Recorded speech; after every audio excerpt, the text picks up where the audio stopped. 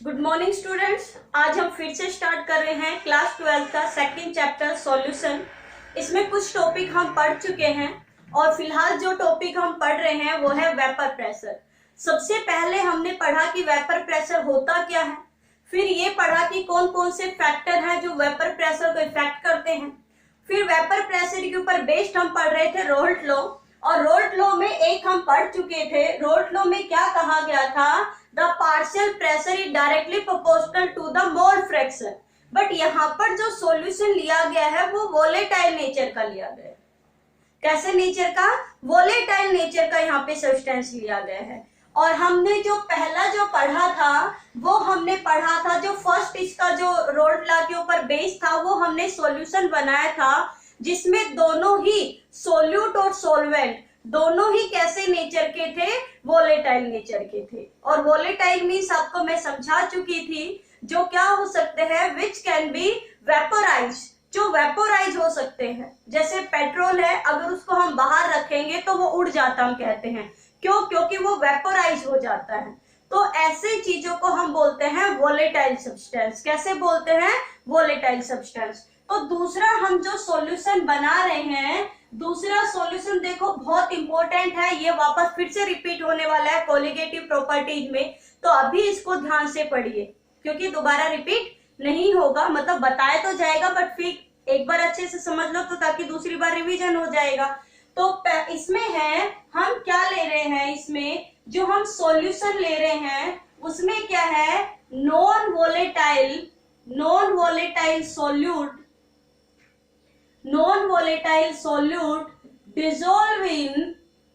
dissolve in volatile solvent।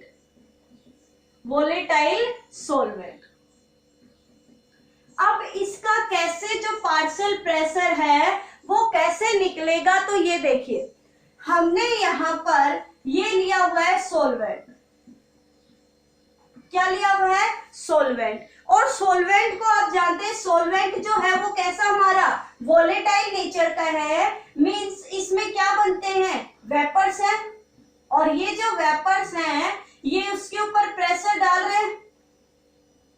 भाई ये हमने सोलवेंट लिया हुआ है और जो सोलवेंट है वो वोलेटाइल नेचर का है, तो इसने यहाँ पर क्या डाला हुआ है, वेपर्स है इसके, और वेपर्स है तो इन्होंने प्रेशर डाला हुआ है। और इसका जो प्योर फॉर्म है, इसलिए हम इसका जो वेपर प्रेशर है वो हम कितना ले रहे हैं, PA0। कितना ले रहे हैं? PA0। अब दूसरा हमारे पास है सोल्यूट। कौन सा है? सोल्यूट। तो अब सोल्यूट का तो है ही नहीं भाई, इसके मान लो हमने जो मोल फ्रैक्शन माने वो x है और सॉल्वेंट के मोल फ्रैक्शन कितना हो गया, XB। अब ये तो वोलेटाइल नेचर का है ही नहीं। अगर वोलेटाइल नेचर का नहीं है तो क्या इसमें वेपर्स बनेंगे? नहीं। और वेपर्स नहीं बनेंगे तो इसमें क्या नहीं होगा, वेपर प्रेशर भी नहीं होगा। अब मान लो इन दोनों को हमने मिला दिया, तो दोनों को मिक्स करेंगे तो क्या बन जाएगा हमारे पास, सॉल्यूशन। क्या बन जाएगा? सॉल्यूशन। अब इस सॉल्यूशन में सोल्यूट और सोलवेंट दोनों है। अब इस सॉल्यूशन में सोल्यूट और सोलवेंट दोनों है ना? तो यहाँ पर, यहाँ ऊपर कुछ पार्टिकल किसके आ जाएंगे भाई, सोल्यूट के आ जाएंगे। कुछ पार्टिकल है ये किसके आ जाएंगे, सोल्यूट के। देखो यहाँ हमने सोलवेंट और सोल्यूट को बनाकर एक सॉल्यूशन बना लिया। भाई जब भी हम दोनों को मिलाएंगे, सोल्यूट और सोलवेंट को, तो हमारे पास क्या बनेगा, एक सॉल्यूशन बनेगा। तो यहाँ हमने एक सॉल्यूशन बना लिया और इस सॉल्यूशन में क्या है, सोल्यूट भी और सोलवेंट भी है। अब देखो, जब सोलवेंट प्योर फॉर्म में था तो इसके प्योर वेपर्स इसी के बन रहे थे, बट अब जब इसके वेपर्स बनेंगे तो कुछ पार्टिकल बीच में किसके हैं, सोल्यूट के भी तो हैं। भाई कुछ पार्टिकल बीच में किसके आ गए, सोल्यूट के भी आ गए। तो बताओ, जब पार्टिकल सोल्यूट के आ गए तो इसके जो वेपर्स है वो कम होंगे या नहीं? भाई पहले मान लो कि देखो, पहले एक कटोरी में मैंने पेट्रोल लिया, सोलवेंट है, तो पेट्रोल आराम से वेपोराइज हो रहा था, है ना? पानी क्या होगा, आराम से, चलो पानी का, पेट्रोल का भी छोड़ो, आप लोग देखते नहीं हो, ये भी छोड़ो। हमने मान लो पानी लिया, पानी को हम गर्म कर रहे थे तो आराम से पानी को धूप में रखा, वो धीरे धीरे वेपोराइज होता रहा। अब हमने उसके अंदर मिला दी शुगर। क्या मिला दी? शुगर डिजोल्व कर दी। अब जैसे आपने शुगर डिजोल्व की तो शुगर तो वॉलेटाइल नेचर की नहीं है, वो तो नहीं उड़ेगी ना। अब जिस पानी में, जब पानी प्योर था तो आराम से वेपोराइज हो रहा था, बट अब पानी के पार्टिकल के बीच में किसके पार्टिकल और आ गए? शुगर के भी आ गए ना। तो अब क्या पानी आसानी से वेपोराइज हो जाएगा? नहीं होगा ना भाई। एक तो चाशनी रखो और एक प्योर पानी रखो, देखो कौन सा जल्दी वेपोराइज होता है? ऑब्वियसली कौन सा होगा? प्योर पानी होगा, क्योंकि जो सॉल्यूशन है हमारे पास, जिसे हम चाशनी कह रहे हैं, उस सॉल्यूशन में बीच में किसके पार्टिकल आ गए? शुगर के पार्टिकल आ गए। तो जिससे वेपर, जो वेपर्स थे वाटर के, वो कम बन रहे हैं। अब कम वेपर बनेंगे तो वेपर प्रेशर भी क्या डालेंगे? कम डालेंगे। तो इसके वेपर प्रेशर को हम क्या लिख देते हैं? पीए लिख दो। अब ये बताओ पीए इज, भाई पीए है, ये कैसा होगा? कम होगा as compared to the pure form. भाई हमने पढ़ा भी था फैक्टर ऑफ वेपर प्रेशर में कि जो प्योर है, प्योर सब्सटेंस है, उसका प्रेशर सॉल्यूशन से ज्यादा होता है। और यहाँ आपको बताया भी है, यहाँ ये प्योर फॉर्म है पीए नोट, तो पीए नोट वाला वेपर प्रेशर सॉल्यूशन के वेपर प्रेशर से ज्यादा है। यस और नो? है ना, ज्यादा है। तो अब देखिए हमारे पास मान लो चेंज इन प्रेशर कितना आया भाई? चेंज इन प्रेशर कितना आया? क्या ज्यादा था कि पहले हमारे पास लार्ज था प्योर का, और अब हमारे पास किसका आ गया? ये सॉल्यूशन का। भाई पीए नोट कैसा है? ये है vapour pressure of pure solvent, vapour pressure of pure solvent. अब और पीए है, ये क्या है? Vapour pressure of solution. अब देखिए हम ये पढ़ेंगे कि कितना वेपर प्रेशर इस सॉल्यूशन का कम हो गया, कितना वेपर प्रेशर इस सॉल्यूशन का क्या हो गया? कम हो गया। हम ये चीज पढ़ेंगे। तो अब जब ये चीजें पढ़ेंगे तो एक चीज देखिए, ये हमारे पास आ गया वेपर प्रेशर, है ना, और हमने ये टर्म आ गई हमारे पास। और इससे पहले हमने क्या पढ़ा था कि जो वेपर प्रेशर है, किसी भी सब्सटेंस का वेपर प्रेशर, वो डायरेक्टली प्रोपोर्शनल किसके होता है? उसके मोल फ्रैक्शन के। डायरेक्टली प्रोपोर्शनल किसके? उसके मोल फ्रैक्शन के। यानी पीए कितना हो गया? अगर कांस्टेंट हटाएंगे तो इसका कांस्टेंट कितना लिया था? पीए नोट एक्स से, पीए नोट एक्स से। भाई ये टर्म हम पढ़ चुके हैं पिछले वाले में। तो ये आ गया हमारे पास फर्स्ट और ये आ गया हमारे पास सेकंड। अब put the equation second in first. इस वैल्यू को, इस पीए की वैल्यू को अगर मैं इस फर्स्ट में रखूं तो देखो कितना आएगा? Del P equal to PA naught minus PA naught x से। सबको पता है ना?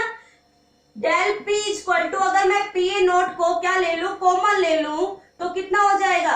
1 माइनस एक्स से, है ना। और as we know x a plus x b are equal to the 1, तो कितना हो जाएगा? एक्स बी इक्वल टू कितना हो जाएगा? 1 माइनस एक्स ए। इस टर्म को अगर ये मैं थर्ड मान लूं तो अगर इस वैल्यू को अगर मैं इस वैल्यू में रखूं तो कितना हो जाएगा? देखो del P equal to PA naught minus कितना हो गया भाई? Sorry, PA naught 1 minus x से कितना है? X b. और डेल पी अपॉन में पीए नॉट इक्वल टू कितना हो गया? X b. कितना आ गया? X b. यानी यहां पर अगर मैं कहूं ये हो गया रिलेटिव ऑफ लोअरिंग प्रेशर। कितना प्रेशर कम हुआ? कितना भाई? ये कितना हुआ? जो प्रेशर कम हुआ वही तो है। देखो चेंज इन की पहले कितना था, कितना कम हुआ। तो कितना प्रेशर कम हुआ? जितने हमने मोल फ्रैक्शन, जितना मोल फ्रैक्शन था सॉल्यूट का, क्योंकि एक्स बी क्या हो गया? Mole fraction of the solute. तो कितना हमारे पास कम हुआ, हमारे पास उतना ही कम होगा। यहाँ पर वेपर प्रेशर सॉल्यूशन का उतना ही कम होगा जितना मोल फ्रैक्शन, या हम कहें कि जितने मोल हम कंपेयर में डालेंगे किसके, सोल्यूट के। जितना सोल्यूट का मोल फ्रैक्शन होगा उतना ही क्या हो जाएगा, सॉल्यूशन का वेपर प्रेशर कम हो जाएगा। और डेल पी की वैल्यू कितनी होती है भाई, अगर ये वैल्यू मैं रख दूं फर्स्ट वाली, put the equation first in fourth, del P की वैल्यू कितनी है, P A nought minus P upon में P A nought equal to X B. अब यहां पर देखो ये प्योर सॉल्यूशन से रिलेट किया गया है भाई, ये है कि जो वेपर प्रेशर कम हुआ, ये क्या है, वेपर प्रेशर जो कम हुआ, किसके कंपैरिजन में, प्योर सॉल्वेंट के कंपैरिजन में।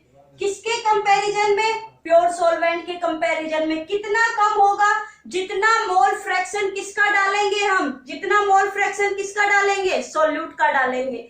इसलिए इस टर्म को एक और नाम दिया जाता है, इसे हम कहते हैं RLVP। क्या बोलते हैं, RLVP। R का मतलब है रिलेटिव, रिलेटिव मतलब रिलेट किया गया है, यहां पर हम रेशियो निकाल रहे हैं। रिलेटिव L का मतलब लोअरिंग, मतलब कितना कम हुआ, क्या कम हुआ, वेपर प्रेशर। इसके ऊपर न्यूमेरिकल भी आता है, तो ये हो गई, ठीक है। XB को अगर हम नंबर ऑफ मोल्स की टर्म में लिखें तो क्या लिखा जाएगा भाई, अब इसको मैं रब कर दूं एक बार, सॉल्यूशन को और सॉल्वेंट को। अगर इसको मैं किस में रखती हूं, मोल फ्रैक्शन की टर्म में रखती हूं, तो देखिए क्या होगा। अगर इसको मोल किसके, नंबर ऑफ मोल्स की टर्म में रख दें, इसको नंबर ऑफ मोल्स की टर्म में रख दें, चलिए रखते हैं। XB equal to mole fraction कितना होगा, NB Na प्लस NB, भाई number of moles of B और टोटल नंबर ऑफ मोल्स, यही तो होता है मोल फ्रैक्शन, पढ़ाया था। अब देखिए HV know NB Na is very very large than NB, कि Na की जो वैल्यू है वो NB से बहुत ज्यादा है, तो NB को हम क्या कर सकते हैं, नेग्लेक्ट कर सकते हैं। तो कितना हो जाएगा, XB equal to NB upon में Na। चलिए रखते हैं वैल्यू, तो PA नॉट, इस वैल्यू को इस वैल्यू में पुट करने पर PA naught equal to XB कितना हो जाएगा भाई, NB अपॉन में Na। अब NB कितना होता है, गिवन मास अपॉन में मोलर मास, और Na भी भाई क्या होगा, गिवन मास अपॉन में मोलर मास, भाई गिवन मास अपॉन में मोलर मास। तो रख दीजिए term PA naught minus P upon में PA naught equal to NB कितना हो गया, given mass by molar mass, upon में क्या हो गया, गिवन मास बाई मोलर मास। ये आ गई हमारे पास वैल्यू। अब आप कहोगे ये वैल्यू आपने मैम क्यों निकाली, क्वेश्चन तो यहीं पर हम लोगों का सोल्व हो चुका था भाई। जो हमारी relative lowering of vapour pressure है वो यहीं पर हो गई, कि अगर हम रिलेट करें प्योर सॉल्वेंट से कि सॉल्यूशन का कितना कम होगा वेपर प्रेशर, तो वो वेपर प्रेशर उतना ही कम होता है जितना मोल फ्रैक्शन सॉल्यूट का डालते हैं, है ना। जितने आप नंबर ऑफ मोल्स सॉल्यूट के डालोगे उतना ही क्या हो जाएगा, वेपर प्रेशर कम हो जाएगा। तो इस टर्म को हम क्या कहते हैं, relative lowering of vapour pressure. अब क्वेश्चन ये है कि मैम आप हमें ये क्यों निकाला आपने, तो देखो न्यूमेरिकल में आपको जैसा मैंने बताया, आपको कभी भी नंबर ऑफ मोल्स या मोल फ्रैक्शन नहीं गिवन होता, आपको हमेशा क्या गिवन होता है, मास गिवन होता है। तो उसी टर्म को आपको यूज करना है, तो वो टर्म, और याद रखना आपको ज्यादातर न्यूमेरिकल में MB की वैल्यू पूछी जाएगी, यानी मास ऑफ द सॉल्यूट आपसे पूछा जाएगा, molar mass of the solute पूछा जाएगा आपसे कि भाई कौन सा सॉल्यूट है, तो इससे हम पता लगा सकते हैं मोलर मास से। तो चलिए एक बार फिर से इसको देख लीजिए, हम कौन सा सॉल्यूशन तैयार कर रहे हैं। हम एक ऐसा सॉल्यूशन तैयार कर रहे हैं जिसमें हम नॉन वोलेटाइल सॉल्यूट डिजोल्व कर रहे हैं वोलेटाइल सॉल्वेंट में। जैसे एग्जांपल आपको बताया कि हम शुगर डिजोल्व करें वाटर में, कैसे होगा। जैसे आपको बताया था कि प्योर का ज्यादा होता है और सॉल्यूशन का कम, तो कितना चेंज आया प्रेशर में भाई, डेल का मतलब चेंज इन, तो चेंज इन प्रेशर कितना हुआ, PA0 माइनस PA, है ना। और जैसा हमने अभी पढ़ा था, पिछली ही टर्म में पढ़ा था कि डायरेक्ट क्या होगा, वेपर प्रेशर, क्या लिखते हैं हम, यहाँ पे लिख देते हूँ, क्या लिखेंगे, प्रेशर ऑफ किसी भी चीज का solute is directly proportional to it mole fraction, तो x है। और अगर इस प्रोपोर्शनल को हटाते हैं तो क्या लगाते हैं, PA0 x है, तो वही वैल्यू हमने यहाँ पुट कर दी और इस तरीके से हमने क्या निकाल लिया, इसका न्यूमेरिकल निकाल, इसका मतलब डेरिवेशन निकाल लिया। तो ये बहुत इंपॉर्टेंट है, आपसे पेपर में पूछा जाता है, ये आगे को टर्म आगे कोलिगेटिव प्रॉपर्टी, और हाँ कॉम्पिटिटिव एग्जाम में भी इसका काफी न्यूमेरिकल आते हैं। तो चलिए अब इसका एक न्यूमेरिकल सोल्व कर लेते हैं, आपको टर्म ये याद रखनी है, ठीक है। तो चलिए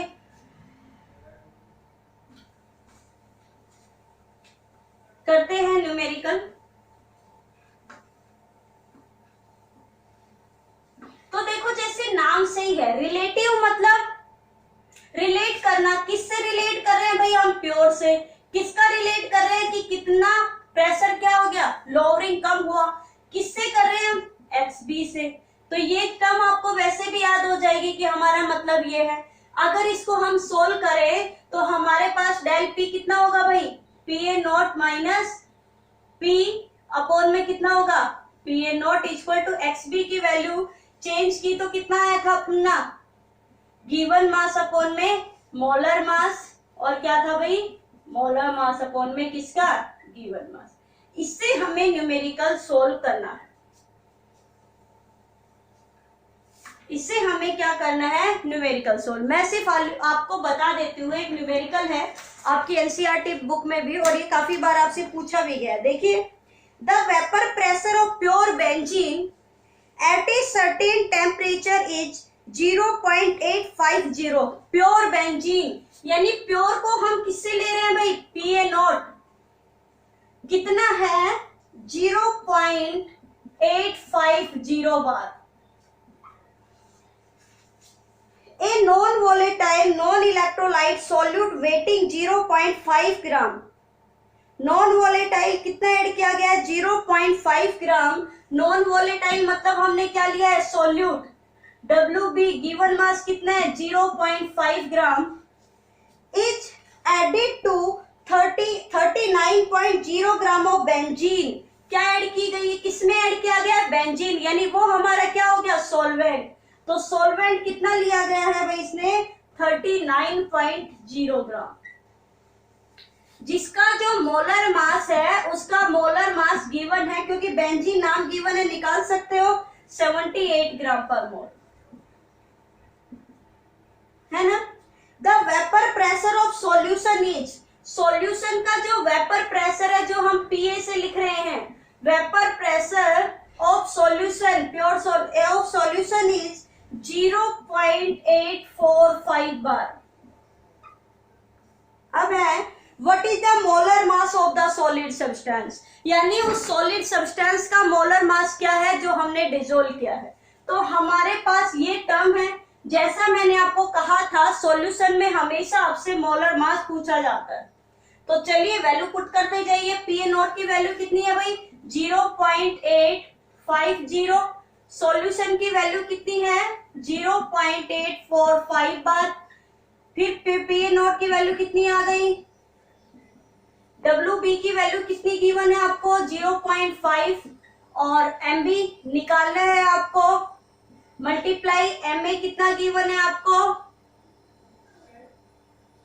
सॉरी मैंने यहाँ पे MB लिख दिया, ये सॉल्वेंट है। MA कितना गिवन है आपको, 78, और WA आपको कितना गिवन है, 39। तो आप आसानी से अब क्या निकाल सकते हो, ये न्यूमेरिकल निकाल सकते हो, क्योंकि अब आपके पास सारी वैल्यू ही आ चुकी है। ठीक है, तो अब मुझे ये आपको बताना है और आप मुझे बताना इसका आंसर कितना आया। इसका आंसर निकाल के आप सभी जो आज देखती हूँ कितने 12th वाले बच्चे इसको देख रहे और सोल्व कर रहे, जो आपका आंसर आया सभी के लिए है, ये सभी 12th क्लास के स्टूडेंट्स के लिए।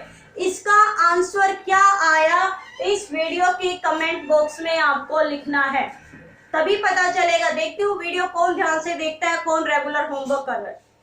तो आज के लिए इतना ही काफी है। थैंक यू, मिलते हैं कल एक नए टॉपिक के साथ।